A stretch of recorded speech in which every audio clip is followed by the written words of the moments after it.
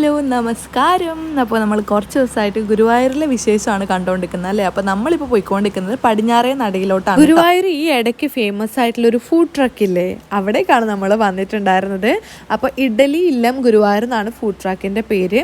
ഈ കാണുന്ന ദോശയൊക്കെ നിമിഷ നേരം കൊണ്ടാണ് കേട്ടോ തീർന്നു പോയത്. ദോശ മാത്രമല്ല, സാമ്പാറും നമ്മുടെ ചമ്മന്തിയൊക്കെ തീരുന്ന വഴിയേ കാണുന്നില്ല. അത് അപ്പം തന്നെ അവർ റീഫില്ലും ചെയ്യും. കുറച്ച് നേരമായിട്ട് ഞാൻ കാണുന്ന ഒരു പരിപാടിയാണ് ഗൈസ് ഇത്. ദോശ സാമ്പാർ ചമ്മന്തി കേസരി, ദോശ സാമ്പാർ ചമ്മന്തി കേസരി, ഇത് തന്നെയാണ് പരിപാടി. അല്ല, വന്നിട്ട് കുറച്ച് നേരമായേ. ഈ ചേട്ടനാണെങ്കിൽ ഒരു മൈൻഡും ഇല്ല. ഈ ചേട്ടൻ്റെ കയ്യിലാണ് കേട്ടോ നമ്മൾ ഓർഡർ കൊടുക്കേണ്ടത്. പുള്ളി ഓർഡർ എടുക്കൽ മാത്രമല്ല, പാക്കിങ് കൂടെ നടക്കുന്നുണ്ട്. കാരണം ഭയങ്കര തിരക്കായതുകൊണ്ട് അവസാനം ഞാൻ ഓർഡർ കൊടുത്തിട്ട് പിന്നെയും ഒരു മണിക്കൂർ വെയിറ്റ് ചെയ്യേണ്ടി വന്നു. കാരണം ഒരുപാട് പ്രീ ഓർഡേഴ്സ് അവർക്കുണ്ടായിരുന്നു.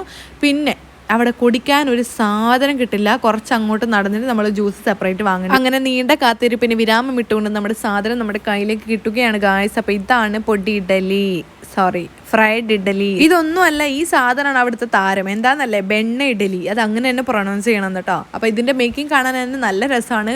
ഒരു വെറൈറ്റി ആയിട്ടുള്ള ഒരു ഇഡലി ഇടും, അതിൻ്റെ മുകളിൽ കുറച്ച് ഗീ ഇടും, അതിൻ്റെ മുകളിൽ ഒരു സ്പെഷ്യൽ പൊടി ഇട്ടിട്ട് ശേഷം അവർ പിന്നെ ഒരു ലോഡ് വെണ്ണ ഇടും കേട്ടോ. ഈ ഫോട്ടോയിൽ കാണുന്ന വീഡിയോയിൽ കാണുന്ന പോലെ ഒന്നല്ല, നമുക്ക് അടുത്ത് കഴിക്കാം. അത് ആ ഹോൾ ഇഡലി നമുക്ക് കഴിക്കുമ്പോൾ ആ വെണ്ണ അവിടെ തന്നെ കാണും. ഇതാണ് ഞാൻ നേരത്തെ പറഞ്ഞ കോംപ്ലിമെൻ്ററി കേസരി കേട്ടോ. സംഭവം അടിപൊളിയാണ്. എനിക്ക് ഏറ്റവും ഇഷ്ടപ്പെട്ട സാധനമാണ് ഈ ബെണ്ണ ഇഡലി.